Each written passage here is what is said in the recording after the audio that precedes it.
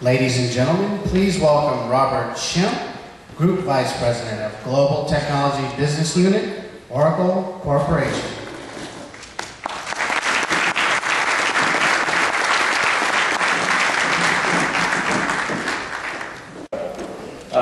So thank you everyone for joining us today. Really appreciate you coming out to hear our panel session.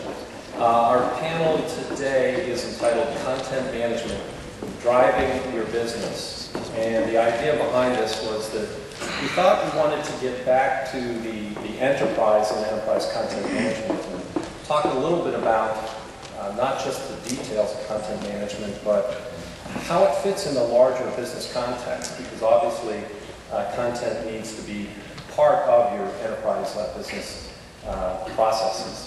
So we have 4 expert panelists with us here today who all work in a variety of different business settings.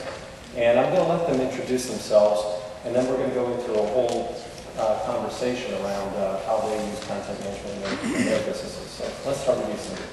Hi, my name is Cindy Dixler. I'm the CIO at Embry-Riddle Aeronautical University. And we utilize, I'm responsible for making sure that we have the IT strategy to cover all of our needs for the university, including content management. Good morning. I'm Tom Showalter. I'm the Managing Director of Image Services at JP Morgan Chase. And my responsibilities are managing our 4 enterprise content repositories for use across our global enterprise. I'm Monica Crocker, and I'm with Land O'Lakes, and as of 2 weeks ago, I became the Corporate Records Manager. And I've got sort of dual roles there. One, to make sure that the content and other information we have is managed in a way that allows us to be compliant, and also to spread the virus that is content management throughout the organization just as rapidly as possible. Good morning. My name is Irfan Madawala. I'm Senior Vice President of Moody's Investor Service. I'm responsible for technology strategy and delivery for our analytics business and shared services. Great, thanks everyone. So Monica, I'm going to start with you. I'm going to start by asking about which business processes, in your mind, offer most opportunity for transforming, or best candidates for being transformed by content management. Well, there's 2 perspectives. Historically, the ones that have been most easily identified and commonly subject to content management, which is those high-volume, repeatable transactions that occur in an organization that involve knowledge workers. Things like processing claims, accounts payable, loan applications, onboarding new employees. But then there's also this other perspective, which is, okay, now what are we not tapping that we should be, that is sort of the underutilized content in the organization? And my thoughts on that is that's those pieces of content that are one-ofs, somebody created in response to a specific situation. They did some research, they did some analysis, they conducted a project, they put together an unstructured piece of content, and when it was created and when it was stored, no one has any idea how that might possibly need to be reused in the future.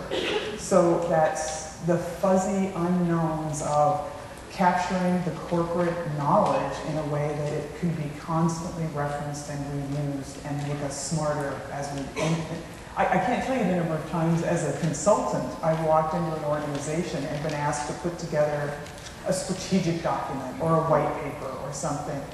And a couple of weeks into my gig, I find a strategic document or a white paper that was created on the exact same subject 2 years ago, and you just had to find the guy who had it. So that's sorts of content management. So let me ask you the same question, Cindy.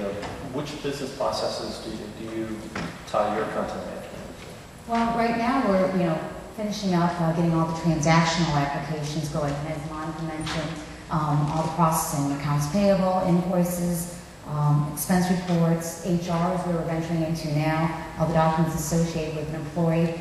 But again, our biggest challenge at the university is those unstructured documents.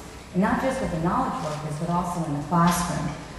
Professors and research projects. Research projects are a little more disciplined in how they manage and control the content. but the projects that happen in a class, a group of students getting together and doing a class project, that professor knows about it, it's stored, but someone else within the discipline may not know about it. So it's an unstructured content, and how can we take advantage of that and utilize that to help educate other students at the university? So it's a big challenge. So, Irfan, do you start from the business process and figure out what content you need to bring into it, or do you look at your content assets and say, here's where we could add the most value?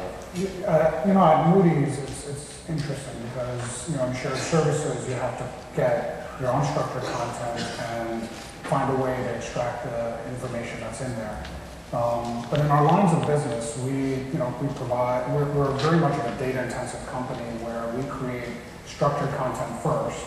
And as we've gotten into the business of repackaging the unstructured documents we create out of that structured content and repackaging in multiple ways, we now need to find a way to take the documents we've produced from the structure and sort of working in reverse.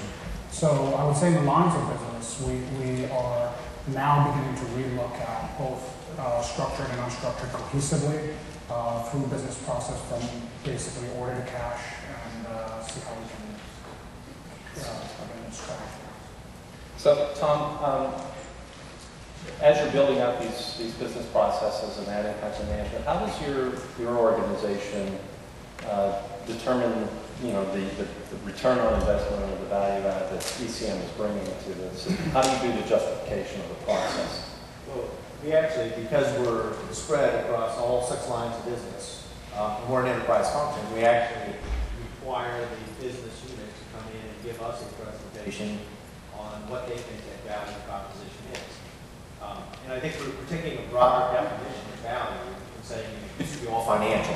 So basically, you've got $5 million worth of value, it's $5 million worth of value. I think we've expanded that definition now to include both the customer service aspect and the third thing, particularly in the financial services industry, is we also have to look at, does it reduce our risk? So we kind of add those up and come up with a value proposition, and then we're required to report back on what that value was and create all during the year. So financial ROI metrics, but also does it improve our overall customer satisfaction? Does it reduce our risk? I suppose even does it make our employees more productive? Those sorts of things. Absolutely, because I think customer service increases the stickiness and value of the customer to the organization, and increases your value to the customer. So you certainly want to take on those projects that maybe it's hard to justify the ROI, but they do improve our service. And most of that justification, I guess, is in the context of a business process or order to cash or something that is specific. Okay.